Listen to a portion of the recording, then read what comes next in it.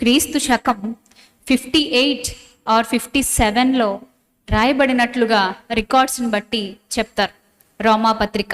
So ఈ రోమాపత్రికలో ఏంటి ఈ పత్రిక నేపథ్యం అంటే, ఇప్పుడు చిన్నగా ఈ 2 మాటలు చెప్పి నేను ముందుకు తీసుకెళ్ళిపోతాను. రోమాపత్రిక ఎవరి కోసం రాయబడింది అంటే, రోమ్ అనే ఒక పట్టణం వ్యాపారం, సంతోషం, ఎంజాయ్మెంట్, లగ్జరీ లైఫ్, పాపం, విచ్చలవిడితనం, స్వేచ్ఛా జీవితం, ఎలా పడితే అలా ఉండే ఒక పట్టణం. ఈరోజు అలాంటి పట్టణాలని మీరు మ్యాప్లో ఎన్ని చూపించగలరు? ఆలోచించండి. మీరు అలాంటి పట్టణాలని, అలాంటి అలవాట్లతో ఉన్న పట్టణాలని మీరు ఈరోజు మ్యాప్లో ఎన్ని చూపించగలరు? బోల్డ్ అని చూపించవచ్చు, అవునా కదా? అలాంటి విధానంలో నడుస్తున్న పట్టణాలు ఇప్పటికీ పెరిగిపోతున్న